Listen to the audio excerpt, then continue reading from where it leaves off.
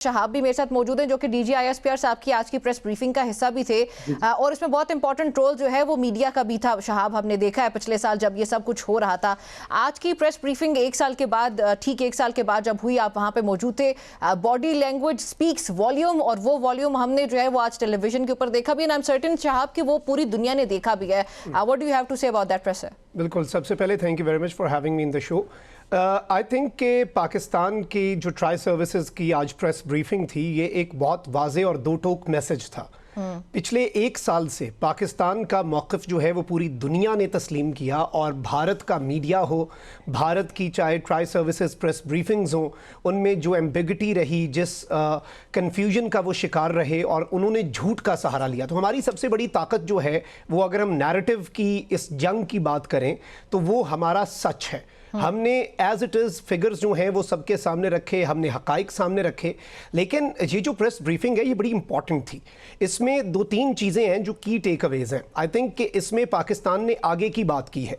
पिछले 365 दिन ये बड़े इंपॉर्टेंट हैं। याद रखिएगा कि जिस तरह से पाकिस्तान एयरफोर्स जो है उसने एक रात में वो कामयाबी हासिल नहीं की थी। सिंदूर ऑपरेशन की नाकामी, ये एक रात का ऑपरेशन नज़र तो आता है कि चंद घंटे में हमने राफेल गिरा दिए, लेकिन इसके पीछे 4-5 साल का एक विजन था। इसमें मल्टी डोमेन वॉरफेयर था। इसमें पाकिस्तान एयरफोर्स को मुतअद्दिद फोर्सेस में आगे कन्वर्ट करके फिर उन्हें इंटीग्रेट किया गया था, जिनमें मैंड एयरफोर्स है, अनमैंड एयरफोर्स है, जिसमें इलेक्ट्रॉनिक वॉरफेयर फोर्स है, साइबर फोर्स है, जिसमें स्पेस फोर्स है।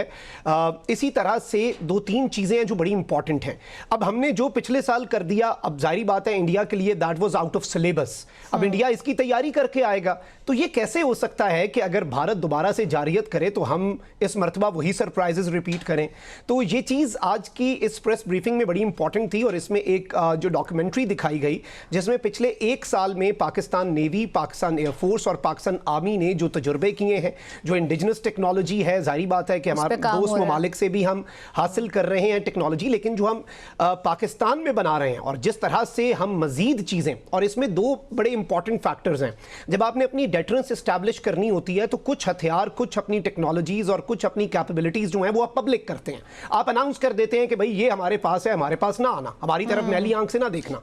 लेकिन जाहिर बात है कि कुछ जरा कार्ड्स आप सीने से लगा के भी रखते हैं, ताकि इंडिया को जो पिछली मरतबा एलिमेंट ऑफ सरप्राइज मिला, तो इस मरतबा भी इंडिया को हम सरप्राइज करेंगे। और ये एक बड़ा क्लियर कट मैसेज था, कोई इसमें एम्बिगिटी नहीं थी, क्लैरिटी थी। पाकिस्तान स्ट्रेटेजिक क्लैरिटी का शिकार है। ऑन दी अदर हैंड अगर आप इंडिया को देखें तो वो स्ट्रेटेजिक इरैशनैलिटी नामी बीमारी का शिकार हो चुका हुआ है। और इंडिया जिस तरह से उनके मीडिया ने रोल प्ले किया, लाहौर की बंदरगाह पर कब्जा, और वो एक मजाक बन के रह गए। और पिछले 365 दिन सिर्फ ऑपरेशन बुनियानुम मरसूस मार्का हक नहीं, बल्कि पाकिस्तान का जो एक पोस्टर और पाकिस्तान का मकाम है दुनिया में, उसमें मार्का हक, फिर फॉलोड बाय ऑपरेशन गजब लिल हक, जिसमें पाकिस्तान ने एक हार्ड स्टेट बन के बताया कि भाई हम दहशतगर्दी के खिलाफ जीरो टॉलरेंस की पॉलिसी रखते हैं। उसके बाद फिर ये जो पीस टॉक्स में पाकिस्तान के एफर्ट्स हैं, पाकिस्तान को भारत ने कितने साल उन्होंने कोशिश की, खुद को विश्व गुरु कहते थे और कहते थे कि पाकिस्तान को डिप्लोमेटिक आइसोलेशन में धकेल देंगे। लेकिन वो इंग्लिश का मुहावरा मैं हमेशा रिपीट करता हूं कि they tried to bury us but they did not no